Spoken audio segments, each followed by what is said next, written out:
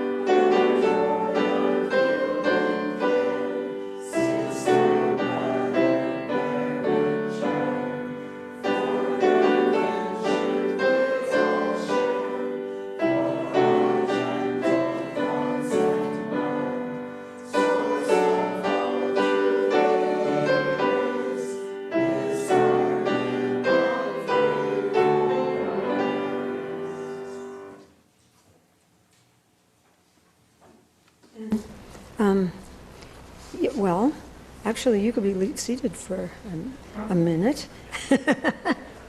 while we light our chalice, and then we'll do our covenant, and you could stand again.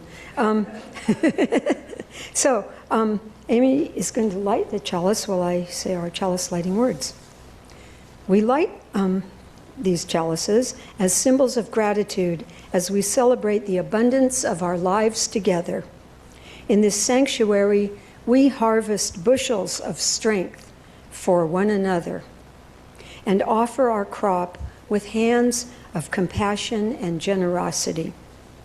In the authentic and gentle manner of our connections, we cultivate a simple sweetness to brighten our spirits. May we be grateful for the ways we nourish and uplift each other, for its sharing of this hallowed time together that sustains us. And then let's speak our covenant together. Is anybody cold by any chance? Because I don't think we've turned the heater on, so maybe we could do that. Just saying, but in the meantime, let's stand up and say our covenant and sing, and it might help warm us. Okay. We affirm that love is the greatest purpose of this congregation. The search for truth is our constant star, and service is our prayer. We pledge our hearts, minds, and hands to challenge injustice with courage, to make choices for a healthier planet, and to live out our Unitarian Universalist values every day as beloved community. Thus do we covenant with each other and with all that is sacred in life. And now we'll sing Spirit of Life, first in English and then in Spanish.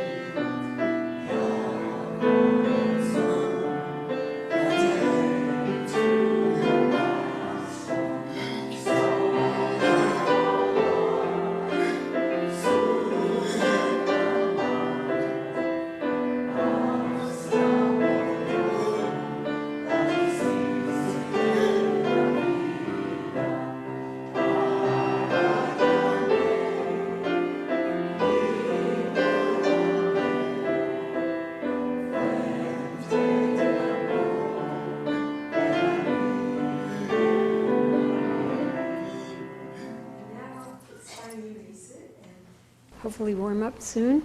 And I present Robert Tidwell. Story for Rowlee. Hello again. Good morning. Today's story is called Thankful Dogs, and it's by Naomi King. And there's going to be a little bit of audience participation towards the end, so be ready. Once there was, and once there was not, a family of dogs. And like many dog families, there were dogs that had wandered off the street, and dogs with fine pedigrees, and dogs from the shelter, and dogs who had been born into the family. They ran together, they played together, they tumbled together in great furry masses of tails and snouts and paws. They loved each other very much, even if sometimes they growled at one another, even if sometimes they worried about enough biscuits from the tin on the counter, even if some dogs didn't feel good and snapped at another dog.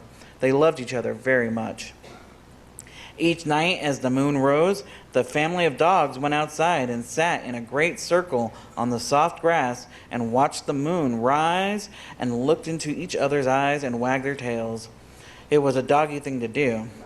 Then, when the moon was a dog's tail above the horizon, the eldest dog would bay loudly at the moon.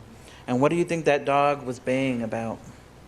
The eldest dog was telling the other dogs and the moon and the whole world what he was thankful for. He was baying, "Thank you for this day, for the running and the jumping. Thank you for the biscuits and the tasty treats. Thank you, little brown dog, for nosing the ball my way. And thank you for being able to sing. Thanks for this, and thank you for everything." Then the youngest dog would point her nose to the moon and begin to bay, and she was saying, "Thank you, wonderful sun that warmed my back. Thank you, fragrant frangipani, it's so sweet. Thank you, pack of dogs, for wiggly dances. Thank you for the ringing ice cream truck. Thank you for this and all of my luck." Then one dog after another would join the baying, saying their thanks until they were singing together and to the moon. But they saved the best for last and howled together, "Thank you, mother, and thank you, father. Thank you, sister, and thank you, brother. Thank you, neighbor, and thank you, friend. Thank you, stranger, and thank you, world. We share our thanks for every being, whether near or far, no matter who, no matter where, no matter what you are. Thank you." And they did this no matter what the weather, no matter how many or how few of the family was home, no matter how they felt. The dog family gathered together each and every night to greet the moon and share their thanks. Well, let's share in their circle of gratitude. So repeat after me. Thank you, mother. Thank you, father. Thank you, sister. Thank you, brother. Thank you, neighbor. Thank you, friend. Thank you, stranger. Thank you, world. We share our thanks for every being, whether near or far. No matter who, no matter where, no matter what you are. Thanks. And now, if the kids could come up and get our chalice, you guys can take us to our class, and we'll go and have a fun time.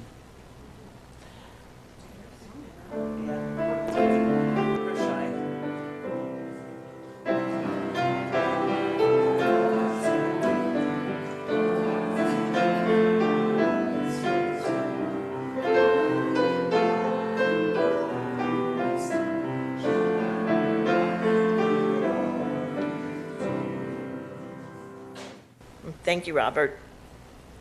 So now it's time for our Sunday offering. Our generosity supports and sustains this beloved congregation. And our chosen community organization for November for our share of the plate will go to Moms Demand Action for Gun Sense. So now you may bring your offerings forward.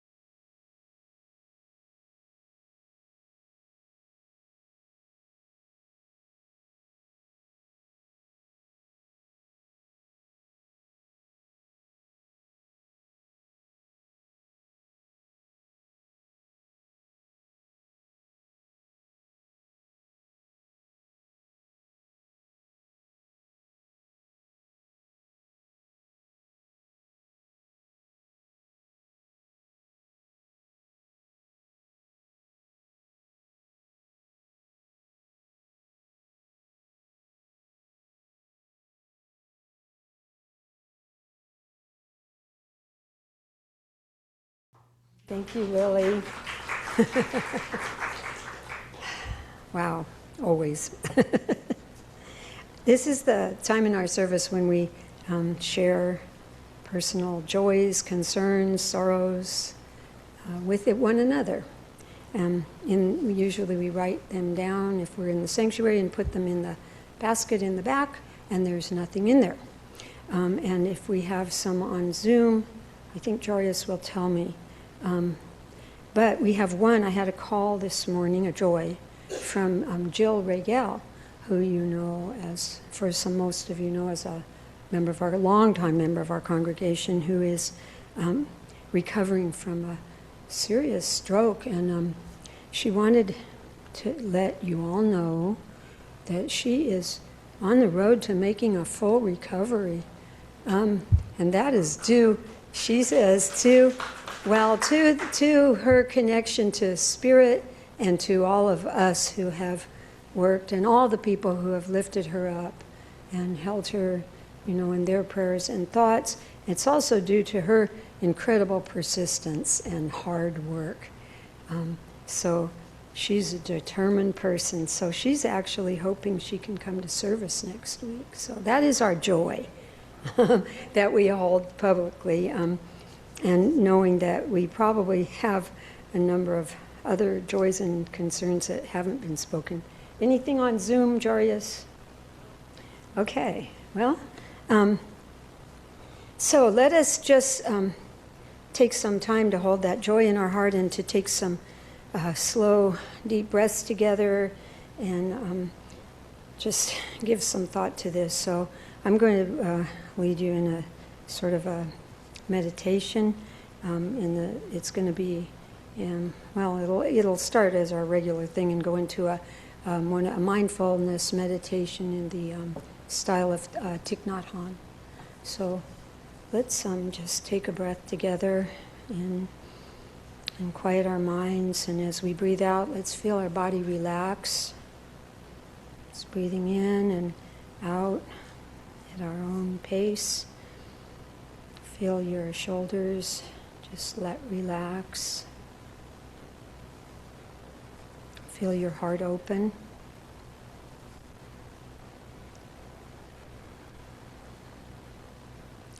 Let us turn our attention inwardly to the joy that was expressed here today and to all the other joys that we may have heard about or felt during this week. Let us send compassion and healing thoughts out to concerns that we have not expressed today, but which we are aware of.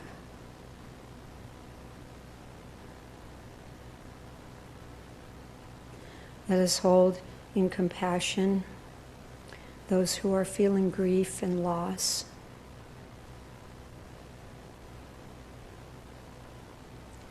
Let us send our loving compassion out beyond the walls to the multitudes of beings on the earth who are suffering and frightened and struggled right now. Let us hold them in compassion. So as we enter into this meditation, experience the words as you will, different for all of us. And breathe as is comfortable. Breathing in, breathing out. Breathing in, I calm my body. Breathing out, I smile. Breathing in, I dwell in the present moment. Breathing out, I know this is a wonderful moment.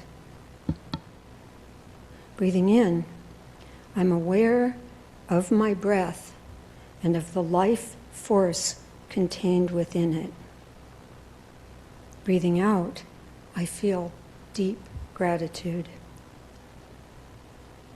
Breathing in, I feel my heart beating and I feel the life within me. Breathing out, I am grateful for the person that is me. Breathing in, I honor my ancestors and those who were my teachers. Breathing out, I am filled with gratitude. Breathing in, I am filled with joy for the beauty that I experience in daily life. For the sun, the moon, the night, the day, the earth, the flowers, for music, winds, clouds, and for all of the things that inspire me and lift me up. Breathing out in gratitude. That's a long breath. Breathing in, I think of all the beings that I have loved and who have loved me. Breathing out, my heart swells with gratitude for love. Breathing in, I feel the presence of those who surround me, and I'm reminded of my family, my friends, my companions, my community. Breathing out, I am grateful for being connected to others in so many wonderful ways.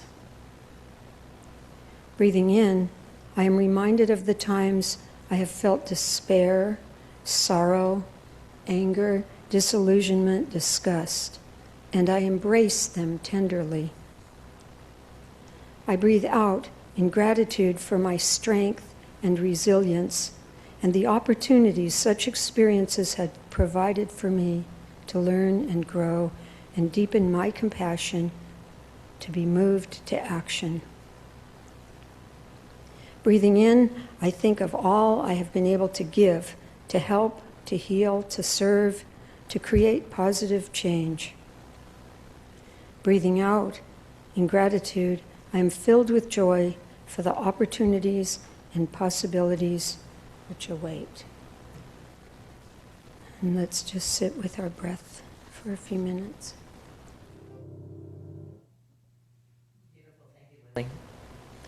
Our reading today is called Growing in Gratitude, and it's by an unknown author. Gratitude begins as a small stirring, a quiet presence beneath my rushing thoughts, reminding me that even in the ordinary, there is something waiting to be noticed. Gratitude asks me to slow down, to follow the subtle tug of awareness toward moments I once passed by, the breath, the light, the familiar voices. Gratitude grows unevenly, some days strong and effortless, other days a fragile thread. I hold on to it simply because it matters. Gratitude returns again and again. It reshapes the way I inhabit my life, teaching me to meet each day with a quieter, more open heart. Gratitude widens my vision, revealing what was always there, the kindness woven into small gestures and the steady rhythm of being held by the world. Gratitude becomes a way of living, a gentle practice of remembering that even in the moments of uncertainty, there is still room for wonder and grace.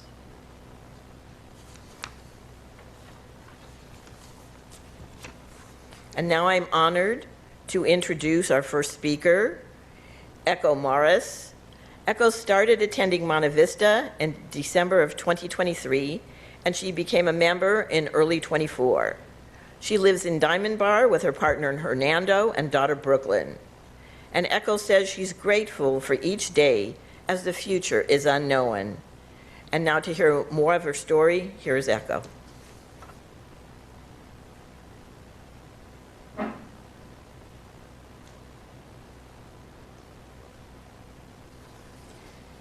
Good morning, everyone. I'm a little nervous, I'm going to be honest. But today I do want to talk about something very simple, but yet powerful enough to transform the way we move through the world. Gratitude. Gratitude is more than just a thank you. Thank you. It is a way of seeing, a shift in perspective, and it's a choice. We choose to focus on what we have instead of what we lack, to acknowledge moments of kindness and goodness when life feels heavy, and to recognize the people and experiences that shape us. There's a saying that gratitude turns what we have into enough. In a world constantly urging us to want more, be more, and do more, gratitude invites us to pause, to breathe, to look around and notice that even in the middle of struggle, there is beauty. There is support, there is progress, and we can have hope. When we practice gratitude, we begin to see the value in the little things, a warm conversation, a shared laugh, a challenge we overcame, or a strength we didn't know we had until life demanded it. Gratitude shifts our focus from what's missing to what's present.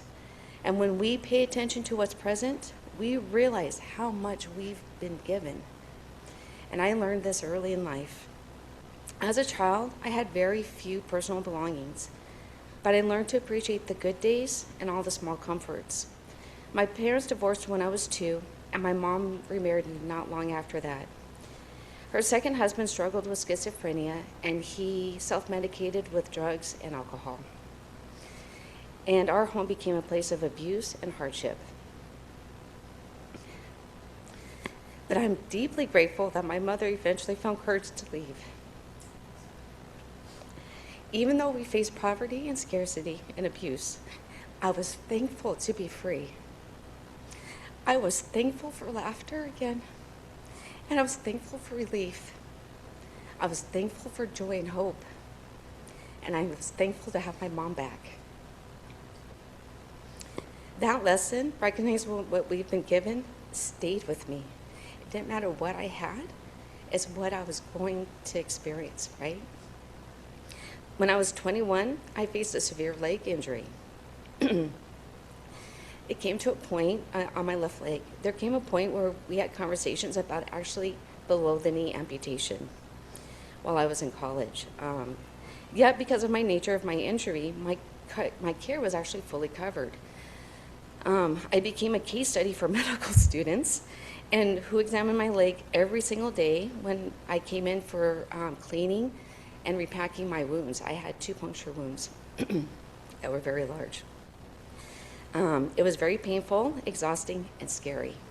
But I never forgot to be grateful. Grateful for care, grateful for the ability to walk, and grateful that I was able to keep both of my original legs. Gratitude also deepens our relationships. And when we acknowledge and appreciate others, we strengthen those connections. We remind people that they matter, that they do make a difference. And in turn, we create a circle of kindness that extends way beyond us. So I met Randall. I definitely was not looking for anything long term. I did not think I was ready at all. He definitely was not my type, not from the outside or even on his profile online.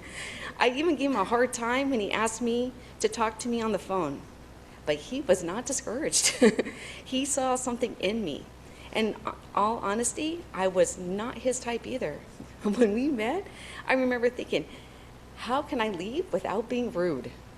Then he asked me for a second date, and I said, what? Really? Me? Why? How? And I was like, is this a prank? Like, I'm really confused. But on that second date, we had a deep conversation about our beliefs, and something shifted. 8 years later, I can't believe how lucky I am to be loved by such a wonderful person. The universe knew what it was doing. I am so grateful for his kind and loving heart. But gratitude isn't something we only feel when life is easy. It's something we choose, especially when life is not. I thought nothing could be more devastating than the poverty and abuse of my childhood until I faced something I never expected, pregnancy. Growing up, I wanted to be a mom of 3. Then in junior high, I saw a live birth video in health class, and I decided, I am not going to have kids. That was traumatizing. But when my sister had her first child in 1998, at the age of 21, I fell in love instantly. I spent every weekend with her for 10 years, even doing violin lessons together for 7 of them. I couldn't have waited to have a child of my own. But when I turned 40, I accepted that probably wouldn't happen. Then when I met Randall, we were pregnant. When I miscarried after 3 months, I was heartbroken, but also grateful that I had experienced even a small part of pregnancy. I still had gratitude. Only a few months later, I was rushed to the ER because of my left leg. A week later, for blood clots. A week later, I was finally diagnosed with May-Thurner syndrome, a condition where an artery compresses on the vein in your pelvic area, and your artery goes over your veins to your legs. So in most cases, what happens is the artery pushes against this vein to your left leg and stops the blood flow from returning. In my case, I went into surgery. They brought me out only to say both legs were impacted. My legs were huge. They were black and blue. I wish I could really point out a color. I mean, it was pretty bad. You could almost knock on my legs. They were so hard. So I required surgery. They put 2 stents in my pelvic area to keep the veins open against the artery. And I spent a week in ICU. The largest clot stretched from the middle of my pelvis to my left knee. That was one clot, not among all the others, right? So, again, I was grateful.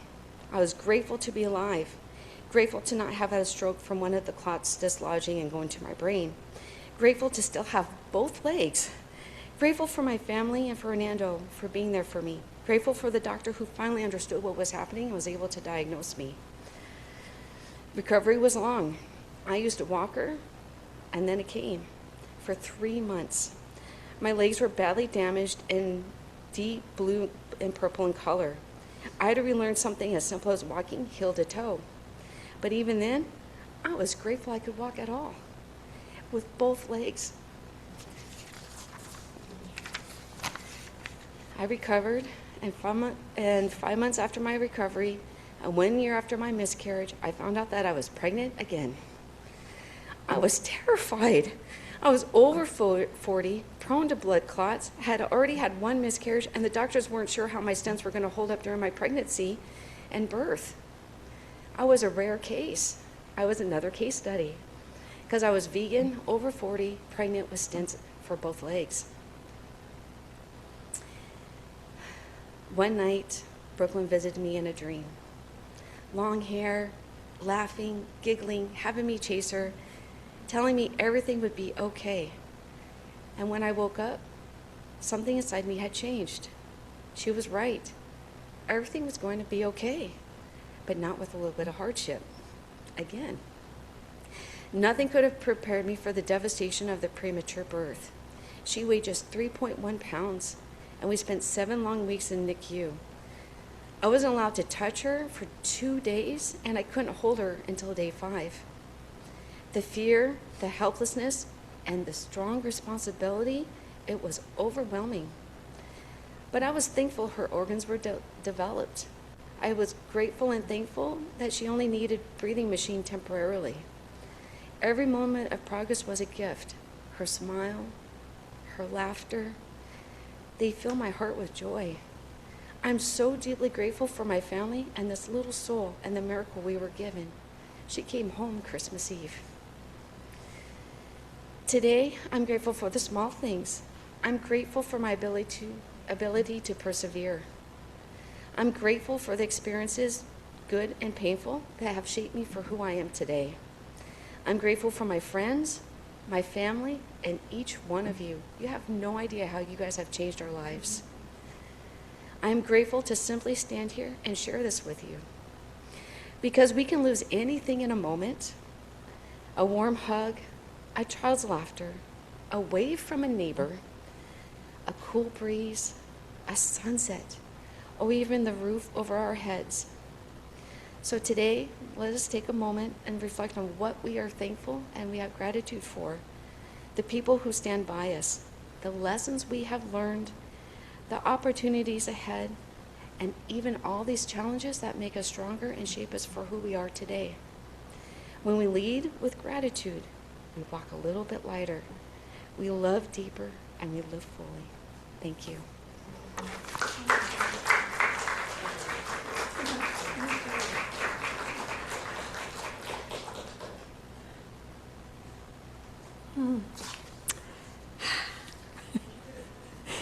I don't know about you guys, but I feel pretty full of gratitude for Echo right now and her bravery to share with us. What a gift. Thank you, Echo.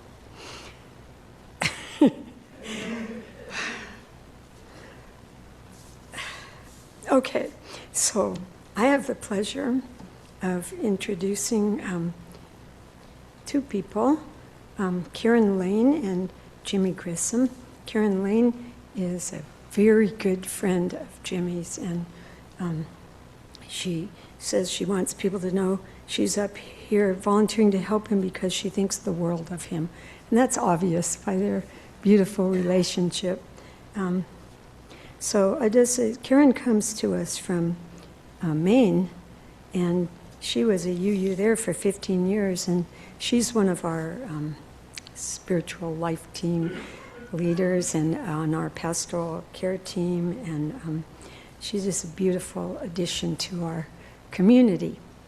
And she's going to be speaking for Jimmy, who has written what he wants to say about gratitude.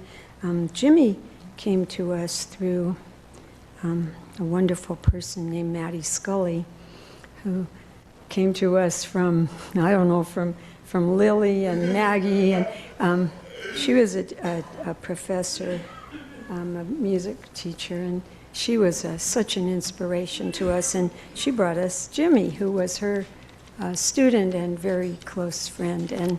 And Jimmy, his introduction, he wants us to know that he has spastic cerebral palsy and has been driving a motorized wheelchair since he was 2 years old. So he's been a member of this congregation now for about 3 years. And he's written that he has a positive attitude that makes people smile, and that's one of his super attributes. So are you going to come? Just come on up, and do you want to stay where you are, or you want to come up? You could come over here.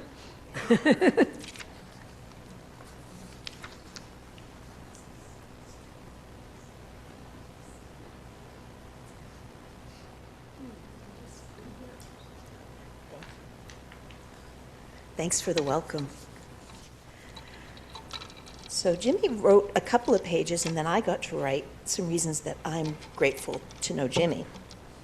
But I'll start with Jimmy's words. Gratitude, the quality of being thankful, has a much more profound significance than it's often given credit for. It's a deeply rooted appreciation for kindness or benefits received, and it's considered a critical determinant of overall well-being. As we delve deeper into this gratitude essay, we aim to unwrap the essence of gratitude, its advantages, and ways to practice this life-altering virtue. Gratitude is a gateway to an abundance of benefits. On a personal level, it positively impacts our psychological health, reducing many toxic emotions ranging from envy and resentment to frustration and regret. Studies have shown that gratitude increases happiness and reduces depression. Moreover, it enhances empathy and reduces aggression, improving interpersonal relationships. When we express gratitude, we foster a sense of mutual respect and connection, leading to better friendships and social networks. It also bolsters physical health. Those who regularly engage in the practice of expressing gratitude experience fewer aches and pains and have an overall feeling of health. It even positively affects our sleep patterns. Finally, it can play a significant role in our career growth. It can increase goal achievement, improve decision-making, and promote productivity. Gratitude essentially has a beneficial domino effect on our lives, changing a variety of facets of it and bringing about overall happiness. Mindfulness and meditation can also cultivate gratitude. Through mindfulness, we learn to live in the moment, to appreciate what we have here and now. And I'm speaking for Jimmy, I am full of appreciation and gratitude for what my grandmother did for me when I was a child. She took me in and raised me as her own son from the time I was 5 weeks old, because my mom and dad were too young to be able to care for me well. I want to emphasize the fact that my grandma didn't have to look after me. She chose to, and she always radiated gratitude for me in her life. She was there caring for me always, despite the fact that her own son passed away when he was shot while on leave from the Marines. She said I came in at the right time because her son's death had caused her a lot of depression.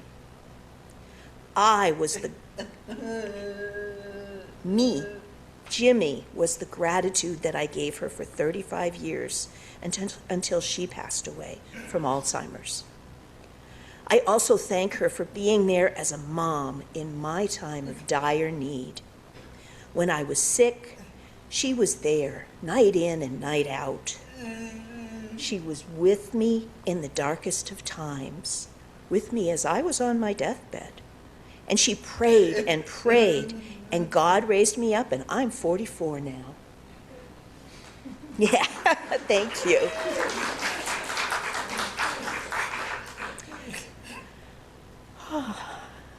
I am striving and in a university, close to obtaining my bachelor's degree in computer graphic studies with a minor in music. I'm planning to graduate in spring of 27. Overall, it made me happy with gratitude that I got to thank my grandma for helping me during my dark hours. I know my grandma is in heaven, smiling and saying, "That's my boy." And she knows it. And I got the opportunity to write why I am grateful that Jimmy's in my life. First of all, he has a great sense of humor, and I would not have known that without sharpening my listening skills. So he rewards me for practicing deep listening. Let's see. He has a wonderfully wry sense of humor. He can make me laugh sometimes just with a tiny change in facial expression when he sees the humor in something that's otherwise really annoying. He tries everything. He went to Pismo with his cousin and her boyfriend. They carried him down to the beach so he could enjoy the whole experience. Let's see. His sense of adventure and his enjoyment of new things means that he always has a new story for me. He's so committed to living his life that he'll get on that bus every day, even though it lets him down at least one ride out of 3 by arriving too late at his destination, or other times so early for pickup that he misses the last part of what he was doing before it came. Sometimes the bus there and the bus going home meet in the parking lot, so he can't even come into the building. He gets off one bus, has to get right back onto the other bus. This happened yesterday again. When he makes plans, he really commits to them, despite how often he's disappointed by transportation. How many people do you know who would make plans to get together with you in spite of knowing they're likely risking disappointment? Let's see. We're at number 7. He and I are both avid readers and enthusiastic library users. Even if we are fed up with the real world and its challenges, we can talk about what we're reading. And finally, He's so honest. He tempers it with a caring way of talking and with patience for others' questions. But he'll tell you the honest truth if he can see you're being real as well.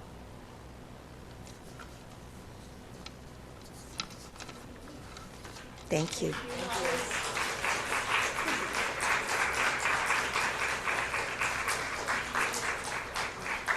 Wonderful. Thank you, Echo and Karen and Jimmy. And now it's your turn to write what you're thankful for. When you came in, you should have received a green leaf and a possible pen. And if you don't have one, maybe our greeters, you can raise your hand and maybe our greeters can give you one. Okay. So now take your leaf and write words of gratitude on them and come hang them on our tree. And maybe Lily, you can play something. Now we do that. This is our Charlie Brown's gratitude. There we go.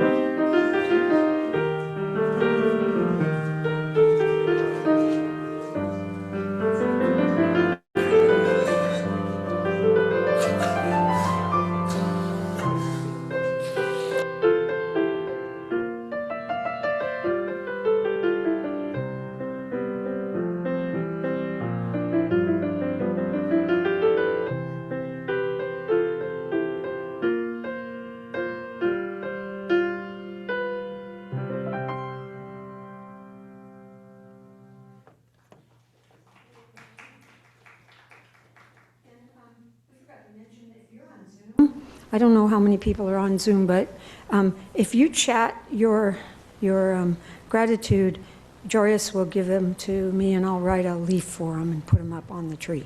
So we don't want you left out. So do that if you'd like to, and I'll put them up. So our closing song, I put an insert in your order of service with the music, but I think Jaryus also made us a slide, I believe. But it's a song that Nick Livingston used to play. It was one of his favorites. And I just want to honor him. He was Ellen's husband. And I actually messaged the woman who wrote this song, and she was like so super delighted. It took like months for her to message me back. And then she said, I'm so delighted that you're singing my song, and sing it all you want and put it anywhere you want and do anything you want with it. But I love it. So let's stand and sing Alleluia, and then we'll do our benediction together. Yeah, there it is.